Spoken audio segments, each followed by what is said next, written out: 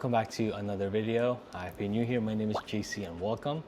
We're here today in my living room. Rarely shoot here. Obviously, most of my plants are in the plant room, so most of my videos are shot there, but I do have a few plants here in the living room and all of them get natural light. I don't have any grow lights here, and the lighting is here so much better for recording. I should film here more often just because of the lighting. It's much better.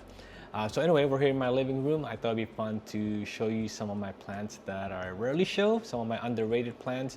Obviously, a lot of my plants in the plant room I've probably shown like 1,000,000 times. I think it'll be cool to show some love to some of my plants here that rarely get screen time. All right, let's get started. First plant I want to show is my variegated banana plant. I love this plant so much. Especially lately, this summer, it's starting to really size up. Oh, I need to water these. Not sure if this was a tissue culture or not, but they're definitely in tissue culture right now. So they're becoming really available everywhere, which is good. Growing really fast too. Let me see. I think this is the newest leaf. Yeah, it's really beautiful. Yeah, these two leaves are. This plant has been really easy in my experience. I've never grown a banana plant before. Even like the regular banana plant, I've never grown one. Kind of treat this as my other plant. I just kind of wait till it's dry, then I water it. It gets droopy once in a while, like these old leaves, which is fine. I think it's okay. For people that doesn't know, this will grow a variegated banana fruit. But since I'm growing it indoor, that's probably never gonna happen. Probably have better chances if you're growing one outdoor and you just plant it on the ground. It can happen, but it's probably gonna take many years. Regardless, it's such a pretty plant. I feel like this is a good candidate if you want something big to grow indoor, you know, like something similar to like birds of paradise. I feel like those plants get really big. Super excited to grow these. Yeah, so I feel like the trick for this one is to obviously make sure the roots are healthy and just to give it a lot of light, especially because of like any variegated plants, you wanna just give it like plenty of light. Yeah, this plant is just gorgeous. All right, next I want to show is just something I recently just got. I just want to show it just because it's like literally next to me. Variegated fried egg I got from Costco. If you're not aware, Costco recently had a drop of some variegated fried eggs. And this is $25. So it's such a good deal. And I feel like they are more available. A lot of people were able to grab one of these, at least here in San Diego. I'm not sure with other locations. This thing is huge. Multiple plants in there. So with like alocasias, they produce corms.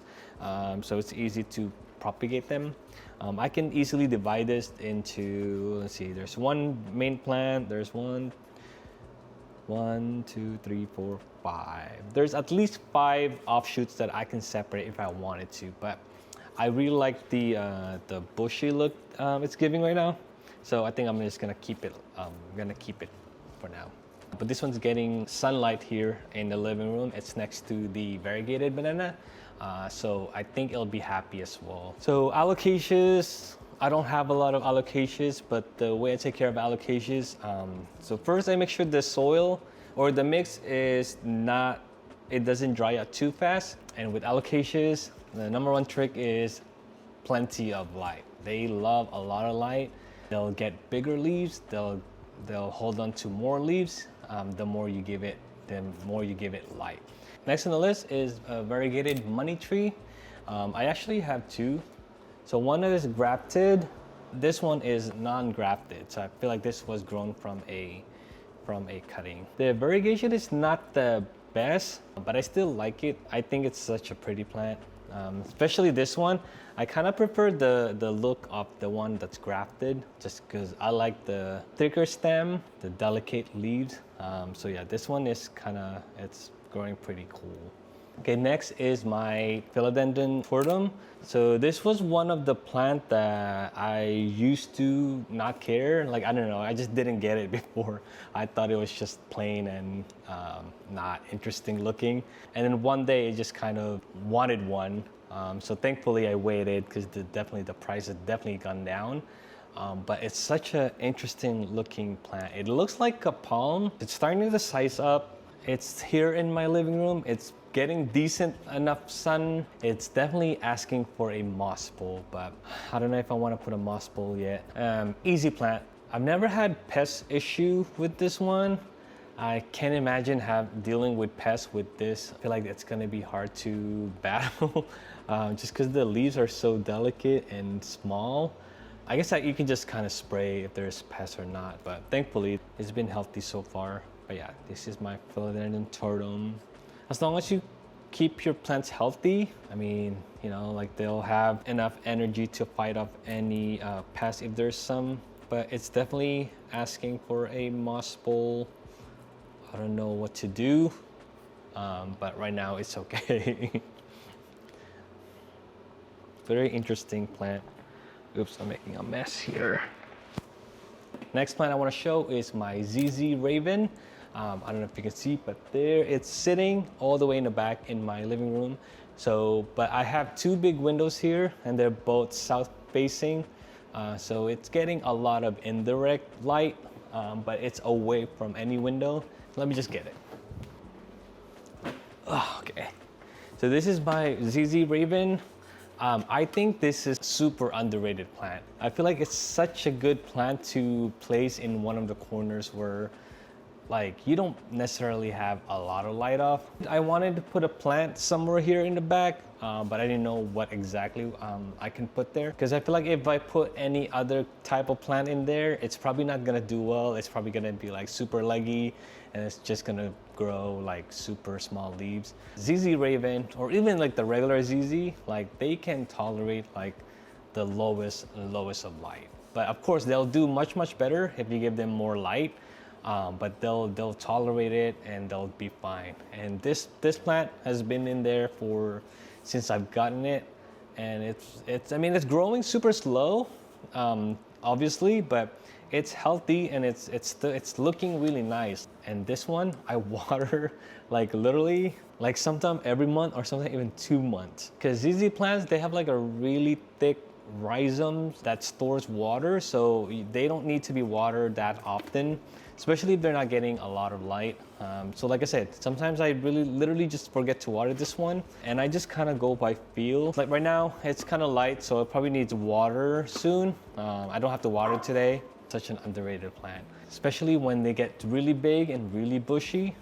They just look so cool. If you're into like dark foliage, almost black leaves, then this is definitely one of the plants that you should be getting. It's so easy to, you can't kill this thing. You cannot kill this thing. I mean, it's cool with the white pot and the black leaves. Such a good combination. All right, next plant I want to show is my Jade Satin Scindapsus. Really cool plant. I love the leathery feel and the really dark green foliage. It's easy plant to take care of. This one's living in my kitchen island area, the closest to the window, but it's definitely getting some light. Because I've had this plant for a while now.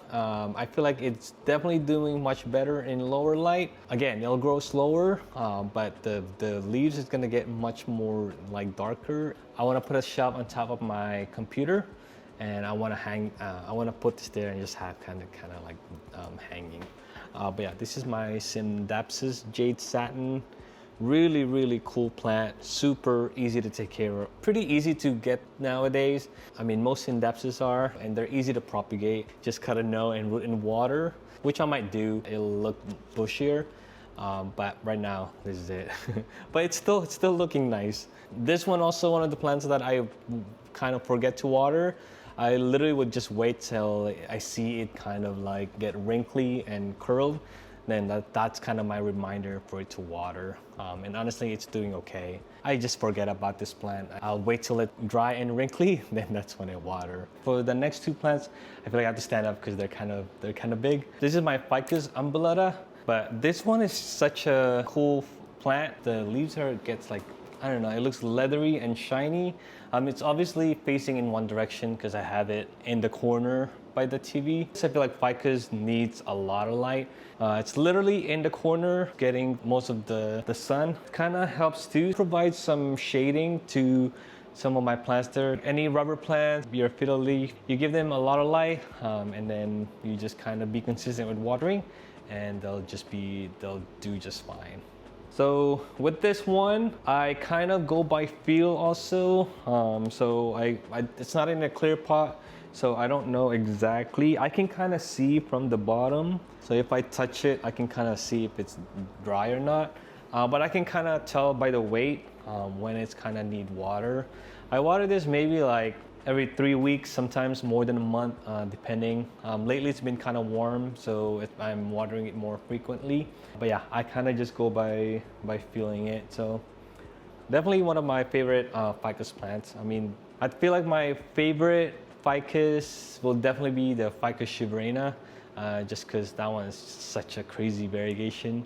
And then this will be my next one. Fiddle leaf figs, they're good, but they're just a little more trickier than this two. One of those nice plants to grow if you want to grow like a tree-like or something big inside your place. I feel like this is like a really good plant to grow in. So it's definitely happy. It's growing. It's growing. You can see the leaves are facing in one direction because the sun is coming that way. So yeah, they're all facing this way. It's okay, as long as it's healthy and it's growing. Okay. Ugh. So yeah, this is my Dracaena. I really love this plant. I have two of these. One's living outside and obviously this one's living inside. First got the other one, the one's outside, but I realized it was way too big. I mean, as far as pots, the root ball, the pot size is just way too big. So this one's much better because it's in like a smaller pot, but almost the same size as the other one. Like I really love it when they kind of go like this. So I'm kind of training them to. So I'm using like zip ties to kind of train them where I want them to go. So far it's working, but obviously they're gonna go where the light is. So I'll take some of the leaves up when it gets like super full and bushy, because like I said, I don't want it. I like it kind of like this. It looks delicate, it looks cool. It started shooting growth points at the bottom. So it used to have like, it had this one and this one. It had like 4 at one point, but I didn't like it. I didn't like it to be like way bushy.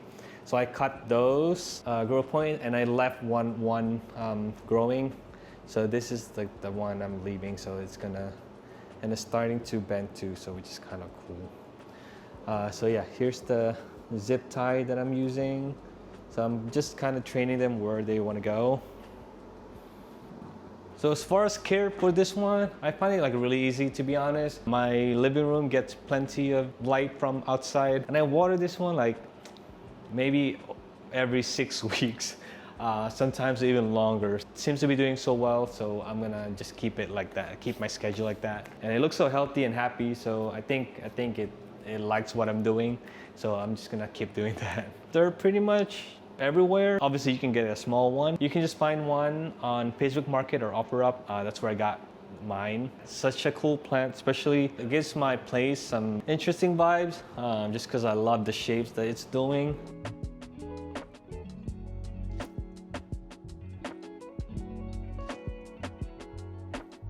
Next one I want to show is my Aglaonema pictum tricolor.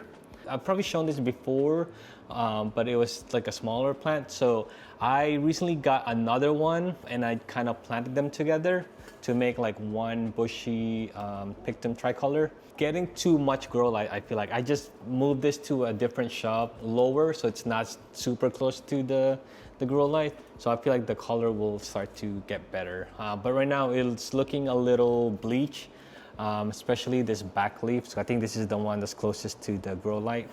I still remember how much this cost. Like it became popular and now you can get them like at Home Depot or something. So it's kind of cool. So it's crazy times, crazy. Always love this plant. Also, it's currently flowering, but this is my pictum tricolor. Very cool looking plant. Interesting looking flower too, I don't know. Okay, next I want to show is my variegated gloriosum. So I have two, the type 1 and type 2. First got the type 1 because I really like the type 1 variegation. I thought it's beautiful. The sexual variegation, I really like it. So I first got that one. I didn't really like the type 2 variegation at first. I thought the splashy, blotchy kind of variegation kind of threw me off. Like it kind of reminded me of a Thai constellation, but recently I've seen more and more type 2 variegation, like bigger gloriosum type 2, and it's such a cool variegation. So I recently got one, but I just want to show you my type 1 first. So I got this one for a while now.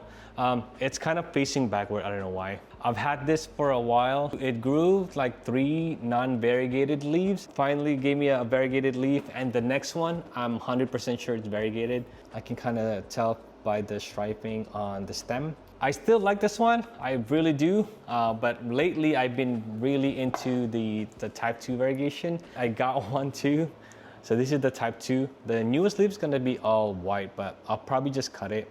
Oh, I need to water this. It's super dry and wrinkly right now because it definitely needs water. I can't wait for this to get big, which is kind of crazy because I feel like the type 2 is definitely TC grown. Variegation is much stable than the type 1. I've heard type 1 can throw non-variegated leaves for a while and then all of a sudden it's variegated. Variegation on the stem, it gave me like 3 non-variegated leaves, which was kind of frustrating.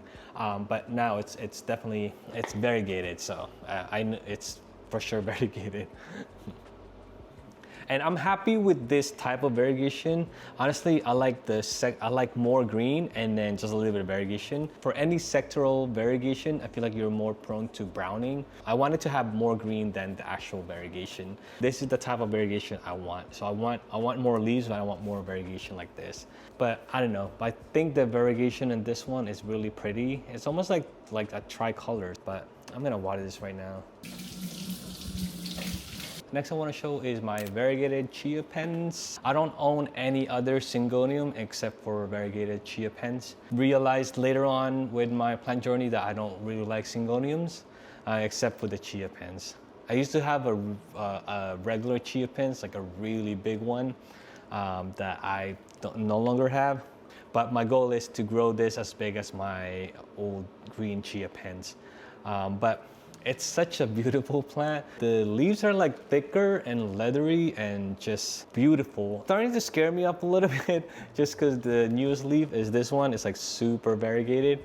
But I wanted to look more like this type of variegation. Doing well, there's like a lot of root, and even on the moss pole, a lot of aerial roots. They're easy to propagate too. It's getting grow lights, seems to be happy, so I'm gonna leave it as is. All right, next I wanna show you is my Hoya Mathilde Splash. I'm not a Hoya person. I don't really have a lot of Hoyas. I just love this plant so much. Linearis is definitely my favorite Hoya, just because it's such a cool, interesting plant. It doesn't look like a Hoya at all. Finally flowered on me once. This one, I thought it was gonna flower because I saw like, this is a flower, right? This is like, it's supposed to flower, right? So I'm just waiting for it to flower.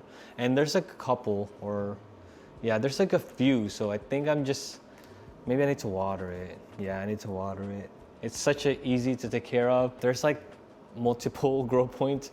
So what I usually do is just kind of like wrap around. So I'll wrap it around here, kind of push it all the way in the back. And then same thing with this one. Okay, I think I'm gonna go this way.